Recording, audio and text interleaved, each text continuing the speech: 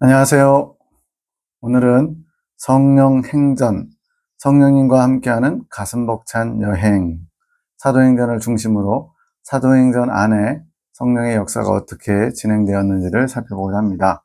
이것을 살펴보는 목적은 지난 영상에서 임박한 때에 일하시는 성령님, 거기서도 조금 일부 다뤘지만 초대교회 때 성령님께서 교회를 설립해 가면서 본격적으로 더 확산되기 위해서 강력하게 일하셨던 그 초대교회 때의 성령님이 오늘날 마지막 때에도 동일하게 강력하게 역사하실 것을 믿기 때문에 이때를 잘 조명해서 어떤 일들을 하셨는지 살피면 오늘 우리에게 많은 유익이 있을 것입니다. 초대교회 때는 이제 어떻게 보면 이제 황무지 같은 맨바닥에 새롭게 교회를 건설해야 되기 때문에 성령께서 강력하게 역사하셨습니다.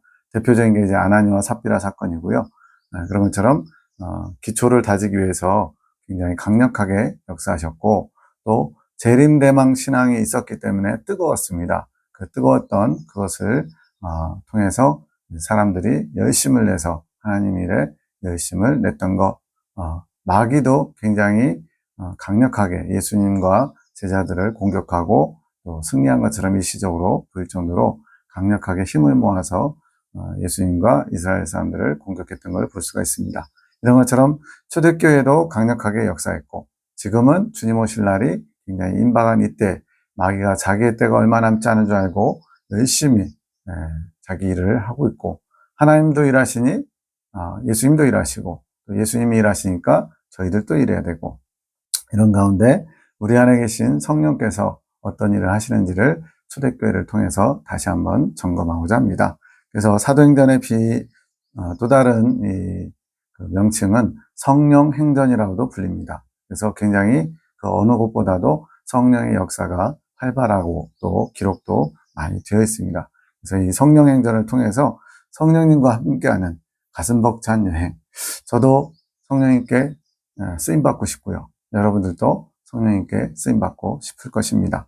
이 마지막 때에 성령의 이끄심이 아니고는 하나님 나라 들어가기가 심히 더 어렵고 또한 앞으로 다가오는 임박한 대환란에도 마찬가지 성령의 이끌림 받지 않으면 살아남을 수도 없습니다. 여기서 말하는 살아남는다는 것은 육체적인 살아남이 아니라 그 모든 환경들과 또 여러 가지 재앙들 뿐만 아니라 마귀의 공격 또 적그리스도가 자기를 따르지 않으면 다 죽이겠다라는 그런 위협과 협박 속에서 살아남는 길은 저런 피지나 이런 데처럼 도망치는 그런 도피처를 마련하는 데 있지 않고 바로 주님 안으로 피하는 겁니다. 그것이 가장 지혜로운 것입니다. 그래서 환난 날에는 여호와의 산으로 도망가야 됩니다. 그것만이 우리의 영이 살 길입니다. 자, 이제 이 시간 성령 행전을 같이 살핌으로써 오늘 우리를 사는 현재 오늘을 사는 우리가 어떤 모습으로 살아야 될지를 주님 안에서 점검받기 원합니다. 자, 사도행전은 잘 아시는 바와 같이 신약 27권 중에서 5번째 위치에 있습니다. 그래서 마태, 마가, 누가 복음, 요한 복음을 사복음서라고 부르죠. 이것은 예수님의 교훈과 행적, 예수님의 삶을 보여주는 것이고요. 그래서 복음서라고 불리는 것은 예수님 자체가 복음, 복된 소식, 하나님께서 우리를 구원하시려고 이 땅에 독생자를 보내주신 그분을 우리가 복된 소식, 복음이라고 그런 겁니다. 로마서 1장 2절에는 바로 이 복음은 예수 그리스도에 관한 것이라고 말씀합니다. 이런 예수님의 삶 이후에 이제 부활하시고 제자들에게 40일 동안 나타나시면서 여러 가지 더 깊은 교훈을 나누시고 이제는 승천하셨죠. 그리고 나서 이제 교회 시대가 시작되는 거예요. 바로 예수님의 제자들 그리고 한 사람 특별한 분이죠. 사도 바울을 통해서 더욱 교회가 이방인까지 확산이 되는 놀라운 하나님의 계획이 이 사도행전에 담겨 있습니다. 이 사도행전을 기록한 사람은 누구냐? 바로 누가라는 의사로 추정되는 사람입니다. 왜 의사라고 하냐면 골로새서 4장 14절에서 사랑을 받는 의사 누가 이렇게 나와요. 그래서 의사 누가가 이 사도행전을 기록했는데 그것은 바로 누가복음이 데오빌로 각하에게 보낸 편지인데 그 이후에 또 그 후속편으로 바로 이 사도행전을 데오빌로에게 자세히 예수님의 부활, 승천 이후의 사건까지 쭉 기록하고 있는 겁니다. 그러면 이 누가는 어떻게 이렇게 초대교회 모습과 또 바울의 전도여행을 잘 기록할 수 있었느냐? 바로 사도 바울과 2차 전도여행 때 유럽 지역에서 특히 빌립보 지역에서 만난 것 같아요. 그래서 만나는 내용 자체는 기록이 안 되지만 빌립보 교회, 마게도냐 지역에 있는 유럽의 관문이라고 할 수 있는 그 지역, 바로 자주장사 루디아가 집을 내줌으로써 세워진 교회인데 여기에서 만나게 되고 또 바울이 그 다음 여행을 떠날 때 여전히 빌립보 교회에 머물다가 세 번째 선교여행 때는 합류해서 한 것 같아요. 그래서 1차 로마 투옥 때도 함께 있었고요. 두 번째 투옥 때까지 바울의 곁을 지켰다고 디모데 후서 4장 11절에 의사 누가만 내 곁에 있다라는 말씀이 있습니다. 그래서 성경을 자세히 보면은 사도행전 내용이 바울이 이렇게 표현한 부분이 있고요. 우리가라는 단어가 나오기도 합니다. 그래서 우리가 할 때는 의사 누가가 같이 동참해가지고 같이 움직이는 거예요. 그러다 보니까 우리가 이렇게 되어 있고요. 바울에게 들은 이야기, 즉 누가가 동행하지 않았을 때는 바울이 전해준 이야기로 기록됐기 때문에 바울이 이렇게 되어 있는 거예요. 이것도 하나의 사도행전을 보는 포인트가 되겠습니다. 그래서 사도행전은 크게 28장까지 이루어져 있는데 두 파트로 나눌 수가 있어요. 1장부터 12장까지는 예루살렘 교회, 예루살렘을 중심으로 한 유대인의 초대교회죠.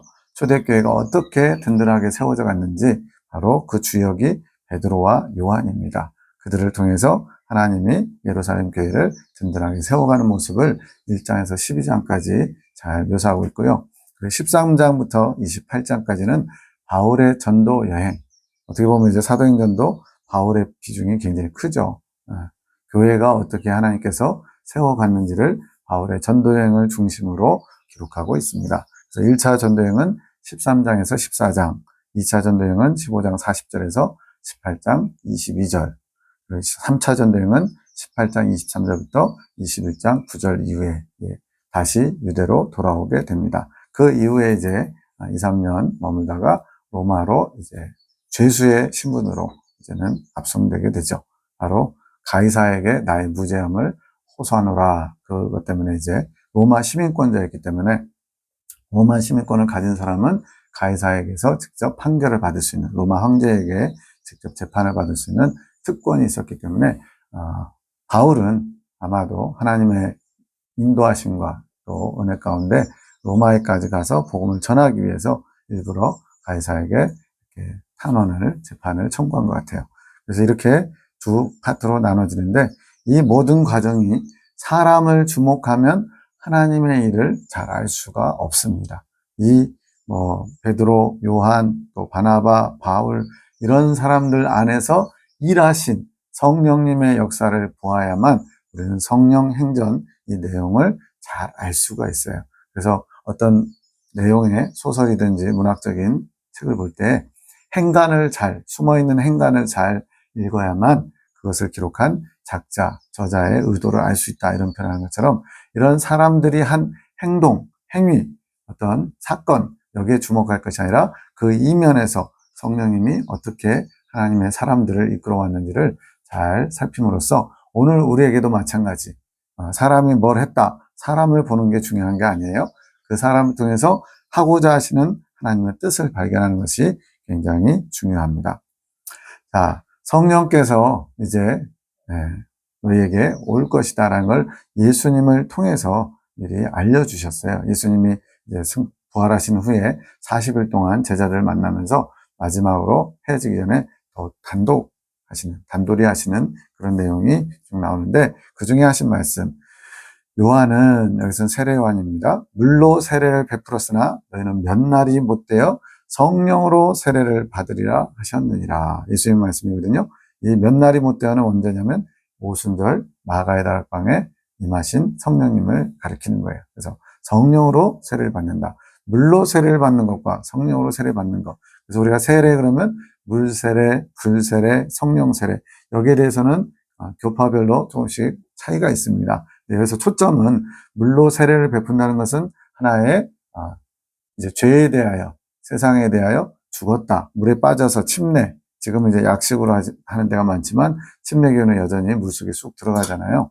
그처럼 물에 이렇게 들어가서 세례받는 것은 첫째로는 죽었다는 의미고요. 두 번째는 깨끗이 씻었다는 얘기예요. 그래서 우리가 예수님 믿고 신앙생활을 시작하는 출애굽 때는 바로 이 세례와 같이 지난날에 내가 예수님을 알지 못하고 지었던 모든 죄들을 한꺼번에 씻는다는 의미도 있고, 또 그동안 지었던 모든 죄들을 주님께서 다 사하신다는 의미도 있어요. 그리고 이제는 죄에 대해서, 정욕에 대해서, 세상에 대해서 죽은 자처럼 이제는 하나님에 대해서, 의에 대해서 산 자처럼, 물에 빠져 죽은 것처럼 옛사람을 죽이는 삶을 살 것을 예식으로서 하나의 결단을 내리게 하고 또 그렇게 이끌어 가시겠다는 하나님의 뜻이 담겨 있는 겁니다.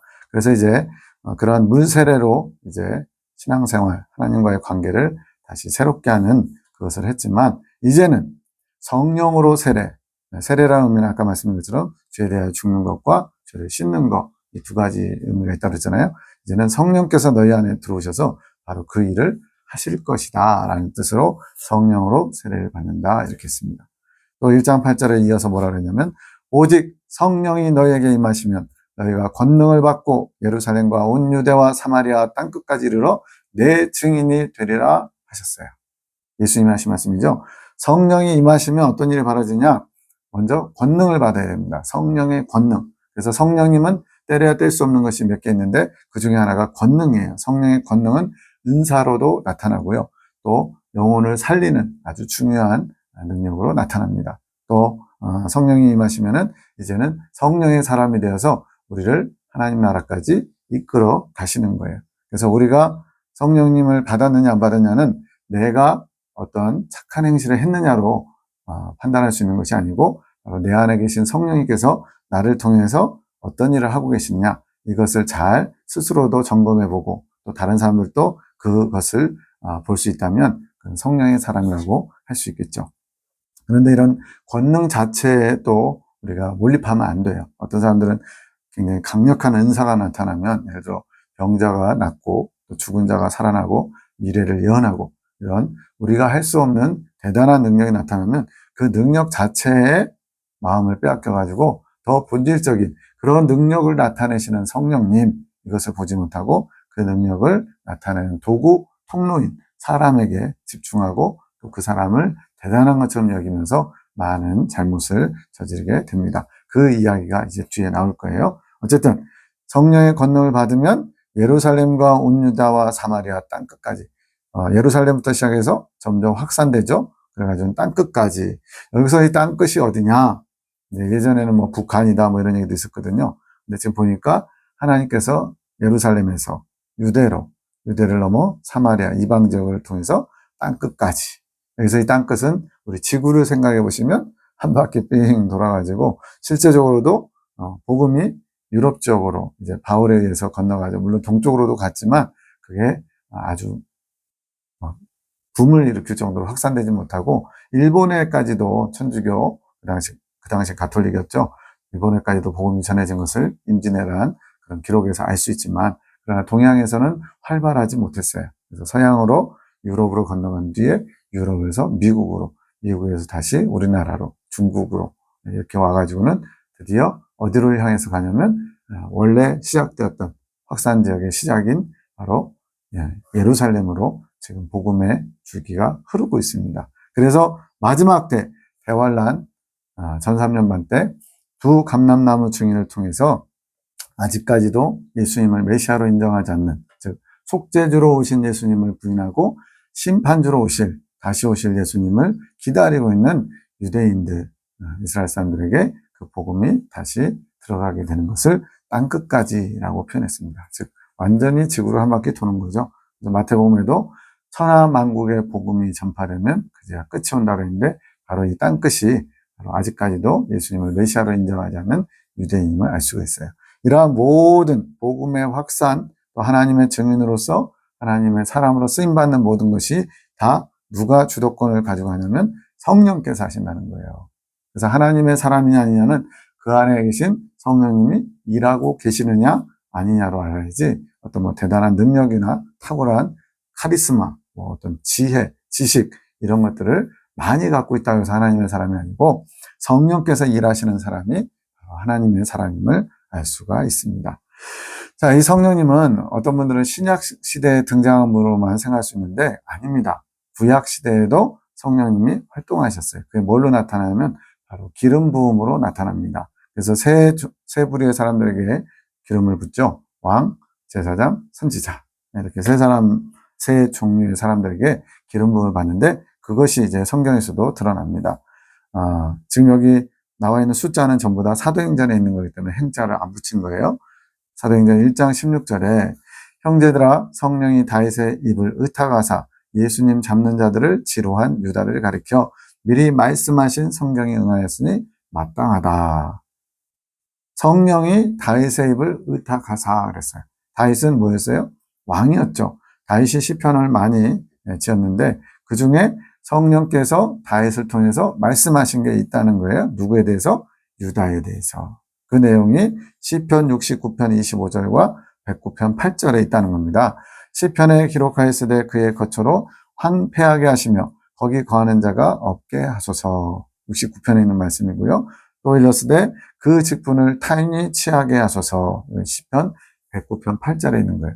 이렇게 막 시편에 있는 말씀을 인용해서 유다에 대해서 이미 말씀하셨다는 거 보니까 성경을 굉장히 잘 알아야 될 것 같아요. 왜냐하면 69편에 있는 말씀과 109편의 말씀이 유다를 가리킨 거구나.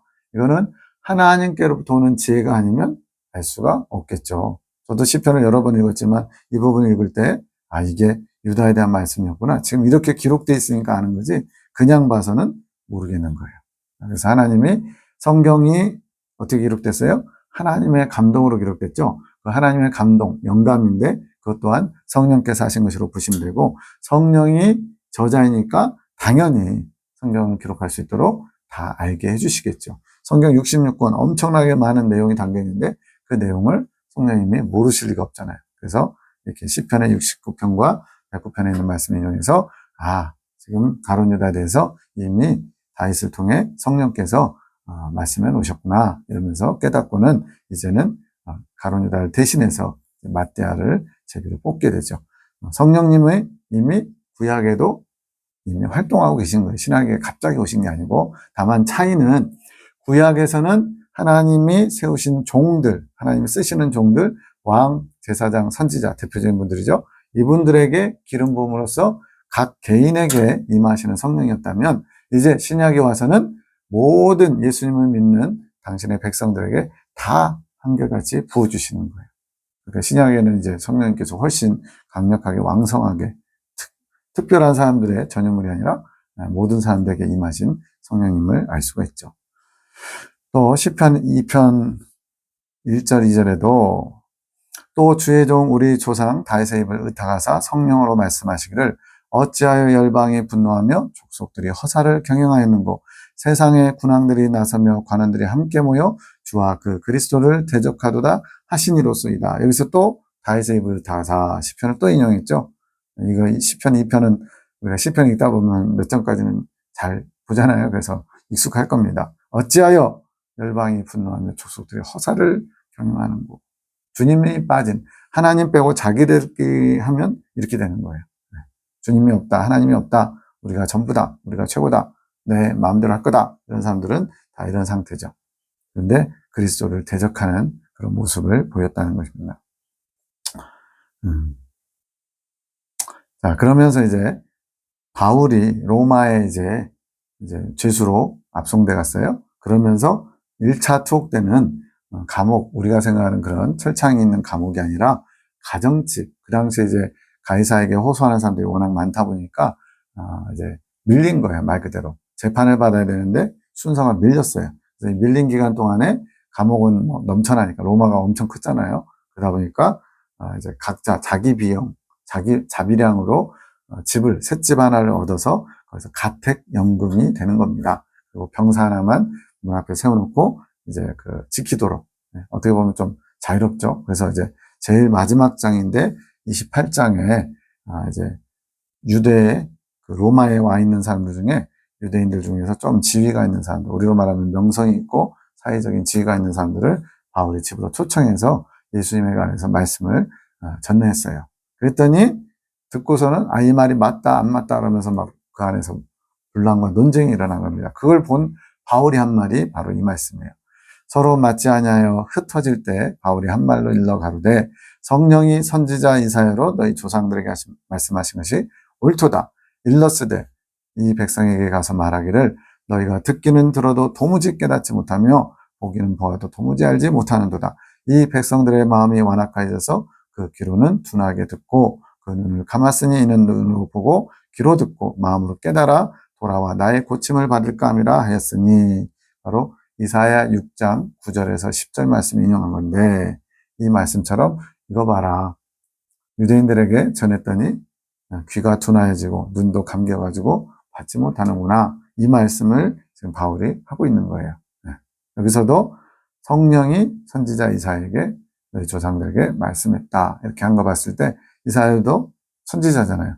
왕, 제사장, 선지자 이들에게는 말씀하시는데 그분이 바로 성령님이라는 거예요. 그래서 성령은 갑자기 신약에 와서 오순절 때 짠 하고 등장한 게 아니라 이미 구약에도 많은 주의 종들에게 역사하셨고 그리고 그것을 뭐라고 표현했으냐면 바로 기름 부으심을 통해서 그래서 기름은 성령님을 상징하는 겁니다. 자, 이제 네 번째로 오순절 성령 강림 사건. 우리가 잘 아는 오순절. 오순절은 6월절 이후에 50일의 시간이 지난 다음에 오순, 우리 예순, 일은 이렇게 따지잖아요. 오순절이라는 거는 6월절 이후에 50일째 되는 날, 이제 오순절은 이거는 구약 절기상의 이름입니다. 그런데 오순절에 성령께서 강림하셨기 때문에 오늘날은 교회에서 예배를 성령 강림절로 드리는 거예요. 그래서 구약의 유대인들의 율법에 의한 절기가 7대 절기가 있어요. 그 중에 네 번째 절기에 해당하는 오순절에 성령께서 강림하셔요. 근데 여기서는 먼저 알 것은 뭐냐? 이 구약의 이스라엘 7대 절기가 전부 다 예수님과 관련된 것이에요. 6월절, 예수님이 어린 양으로 죽으시는 거. 무교절, 쓴나물 먹죠. 예수님이 음부에 내려가 계시는 거. 초실절, 예수님께서 잠자는 자들의 첫 열매로 부활하시는 것. 이 세 절기가 예수님의 십자가 죽으심과 부활을 의미하고요. 이제 네 번째로 오순절 때 성령님께서 오시는 건데 이때도 마찬가지 맥추의 초실절이라는 표현을 씁니다. 맥추절 그러면 이제 보리맥자를 써서 보리를 추수하는 것 같은데 이건 번역상의 오류고요. 바로 미래 추수입니다. 그래서 아까 예수님의 새 절기 6월절, 무교절, 초실절에서 초실절이 나왔는데 또 초실절 나왔죠. 앞에 있는 초실절은 바로 보리의 추수고요. 이 오순절 때 약 50일 정도 지난 다음에 있는 이 초실절은 바로 미래 추수예요. 그런데 한자로는 맥추절이라고 하기 때문에 잘못 착각할 수 있습니다. 그래서 보리 추수가 있고 미래 추수가 있는데 차이점은 그 보리의 추수가 의미하는 것은 예수님의 부활을 의미하는 거예요. 그래서 제사장이 단독으로 혼자 드립니다. 근데 이제 이 오순절 때 미래 추수 때도 하나님께 감사함으로 제사를 올리거든요. 그때는 각 사람이 한 움큼 이렇게 한 알음 되는 그 추수한 것을 가지고 밀을 가지고 와서 하나님께 제사 드리는. 이것은 이제 예수님을 따라 잠자는 자들의 첫 열매가 되셨고 잠자는 자들의 이제 처음 익은 열매. 우리로 말하면 이제 교회 시대 이긴 자들 14만 4천 명들이 영적 할례를 받는 것, 익은 열매가 되는 것을 의미한다고 볼 수 있습니다. 이 부분은 굉장히 어렵고 깊기 때문에 나중에 기회가 되면 이제 성경의 핵심 진리를 강의할 때 설명할 거고요. 어쨌든 예수님께서 잠자는 자들의 첫 열매가 되셨고 이 오순절 때 예수님의 12 제자도 천국에 들어갈 준비를 다 마친 처음 익은 열매, 교시대 동안에 처음 익은 열매로서 이분들은 이때 이제 영적 할례, 모든 죄가 해결되고 온전한 하나님의 사람으로 세워지는 거예요. 물론 이제 마가의 다락방에 120문도가 모여 있었지만 그들 모두가 다 영적 할례, 즉 죄가 완전히 해결되는 그런 경험한 게 아니고 특별히 예수님의 제자들, 예수님과 함께함으로써 훈련받고 영적 성장을 이루신 분들, 12 사도들 위주로 이 오순절에 성령께서 그 안에 내주 합일되는 영적 할례를 받는 의미가 있습니다. 그래서 나중에 따로 다루겠습니다. 자, 오순절 날이 이미 이름에 저희가 다 같이 한 곳에 모였더니 호련히 하늘로부터 급하고 강한 바람 같은 소리. 어떻게 보면 밖에서 막 태풍이나 뭐 몰아칠 때 큰 소리 나잖아요. 그런 것처럼 바람 같은 성령님의 특징이 5가지로 표현되는데 그 중에 하나가 여기 나온 것처럼 바람처럼 임하시는 성령이에요. 또 저희 앉은 온 집에 가득하며 불의 혀같이 갈라지는 거 이제 보이는 거예요. 아까는 소리였죠. 지금은 눈으로 보이는 불의 혀처럼 막 불길이 막 용광로나 이런 데서 불이 뜨거우면 막 불길이 막 치솟잖아요. 그런 것처럼 용암이 터질 때 불길이 하는 것처럼 불의 혀같이 갈라진다. 불같이 임하시는 성령님. 아까 어노인팅 그 하나님이 쓰시는 종들에게 뭘 한다고요? 기름으로 오시는 성령님. 또 예수님이 세례 받으실 때는 어떻게 성령님이 임하셨죠? 비둘기처럼. 네. 네. 이런 식으로 5가지 중에 4가지가 그러합니다. 자, 저희에게 보여 각 사람에게 위에 임하여 있더니 저희가 다 성령의 충만함을 받고 성령이 말하게 하심을 따라 다른 방언으로 말하기를 시작하니라. 이렇게 성령이 임재하시면서 성령 충만함이 임했어요. 예수님께서 약속하셨잖아요. 세례와는 물로 세례를 주었으나 이제 오시는 이 성령께서 친히 세례를 줄 것이다. 성령님의 마지막 5번째 특징도 바로 물입니다. 물. 맑은 물로 너희를 씻어 에스겔서에 나오거든요. 이런 표현처럼 성령님은 바람, 불, 기름, 비둘기, 물 특별히 5가지로 표현되는데 물도 성령님을 상징해요, 사실은. 그래서 우리 이스라엘 백성들이 처음에 홍해를 건너는 거, 물을 건너죠. 그것도 중요한 사건이고 또 마지막에 하나님 나라 가나안 땅 들어가기 직전에 또 어딜 건너죠? 요단강을 건너죠. 이런 것들도 다 성령님과도 연관되는 겁니다. 자, 성령 충만을 받았더니 성령께서 말하게 하셨다. 이게 바로 방언입니다. 근데 이제 오늘날은 이제 방언에 대한 뭐 정의도 좀 다르고 뭐 랄랄라 방언도 있고 막 그러는데 저도 이제 전에는 방언 그러면 뭔가 지금 우리가 말하는 것처럼 주어, 서술어, 목적어에 의해서 방언마다 이렇게 단어가 매칭되는 줄 알았어요. 근데 그게 아니고 방언의 소리는 우리가 알아들 수 없는 언어고 그 안에서 그 영이 하는 기도, 그것도 이제 성령께서 이끌어 주시는 기도, 이것을 방언 기도라 얘기할 수 있는 거예요. 이 부분은 나중에 기회가 되면 자세히 한번 해보겠습니다. 자, 성령께서 말하게 하셨대요. 그러니까 우리는 성령의 사람, 하나님의 사람이 되면 내가 하고 싶은 얘기, 내가 중요하다고 생각하는 것, 내가 관심 있는 것, 이런 것에서 이제 성령의 사람이 되면 성령께서 말씀하시고자 하는 것, 성령께서 하고자 하시는 것에 우리의 모든 것이 초점이, 관점이, 또 행동이 달라져야 돼요. 이것을 잘하는 사람들이 높이 성장한 사람이고 이것이 잘 안 되는 사람들이 어린아이의 모습이라는 거예요. 여기서도 지금 오순절에 강력한 성령의 역사로 많은 사람들이 막 뛰쳐나가서 뜨거워서 견딜 수 없는 거예요. 심령이. 여기 뭐 불 붙은 게 아니고 심령에 불이 붙어가지고는 전하지 않으면 방언으로 막. 그래서 이 방언의 내용은 안 나와요.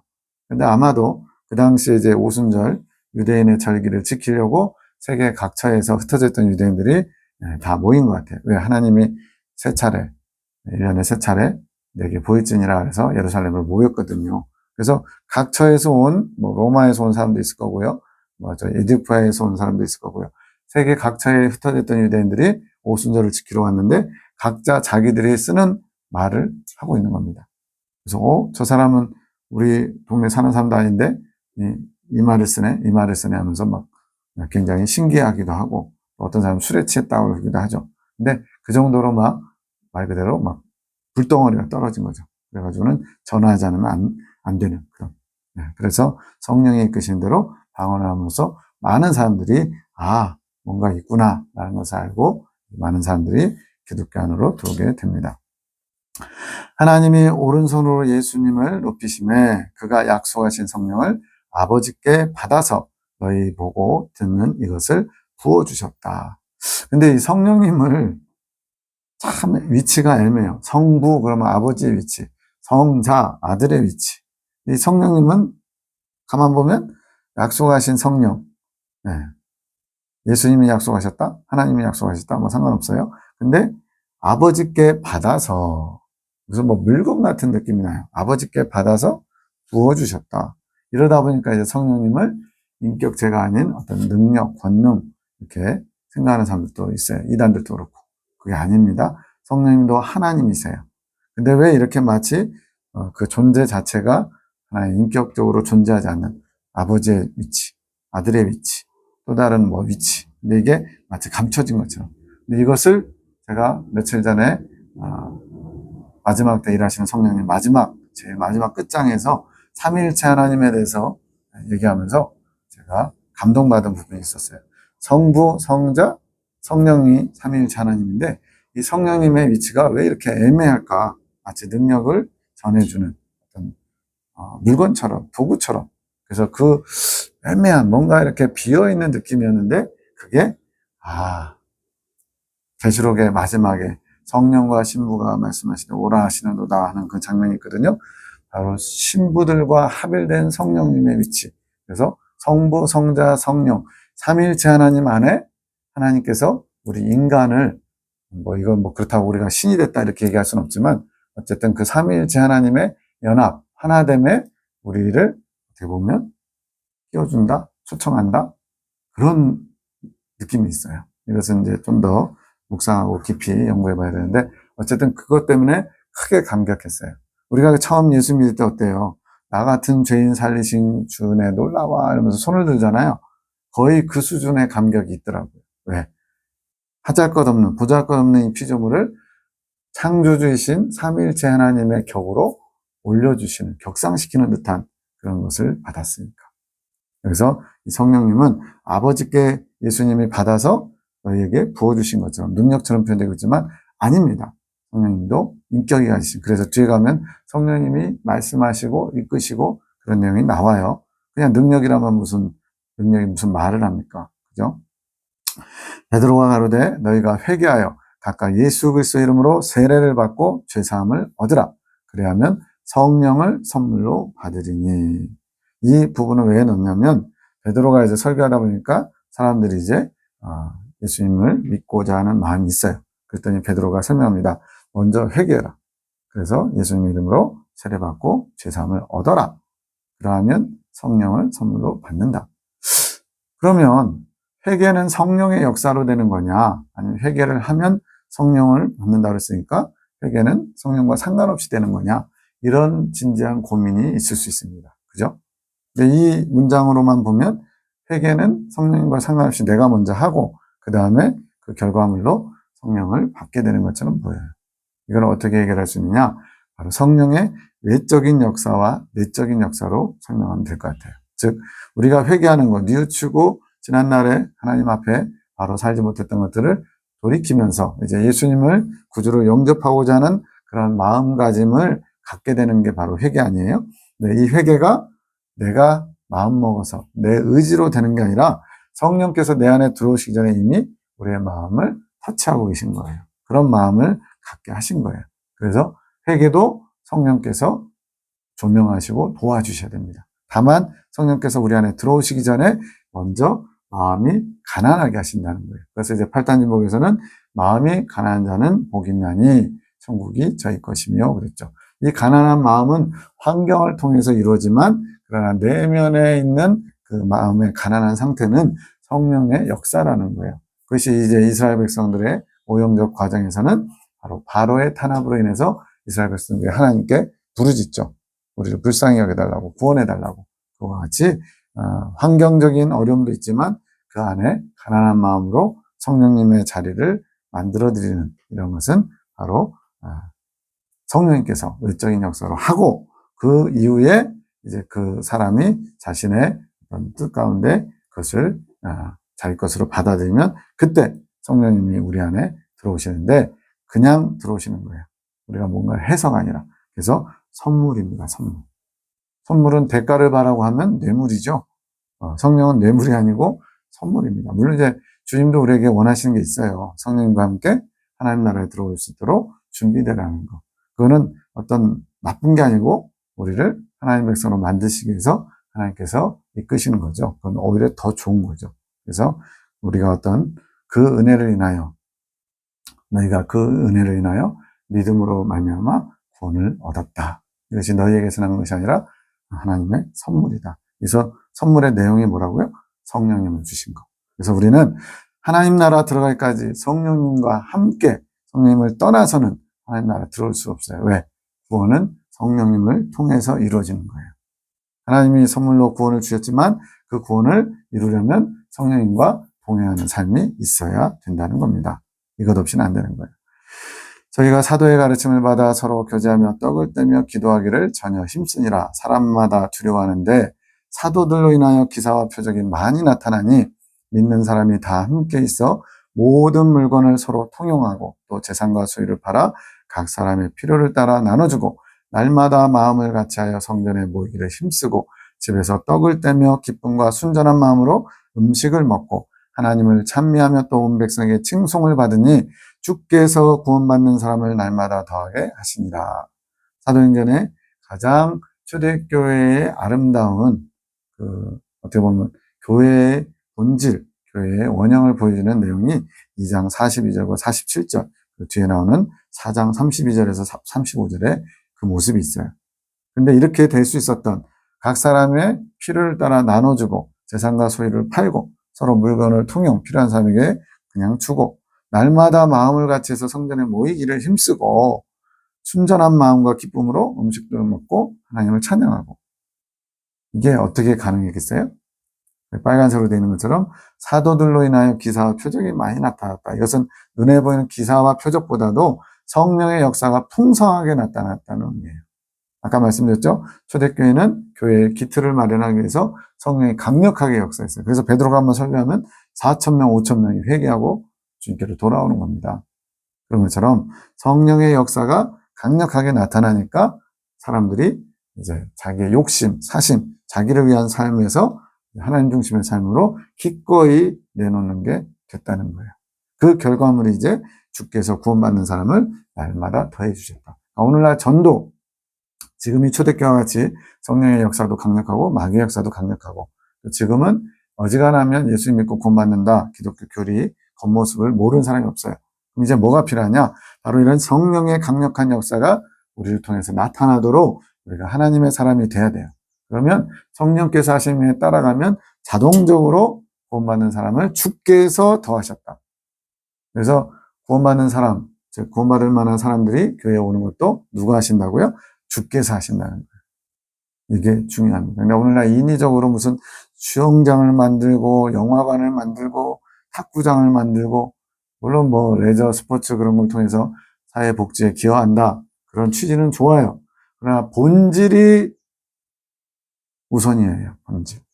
교회가 교회다워야 돼요. 성령께서 역사하시는 교회여야 돼요. 그게 안 되면 세상 사람들이 와 교회 좋다.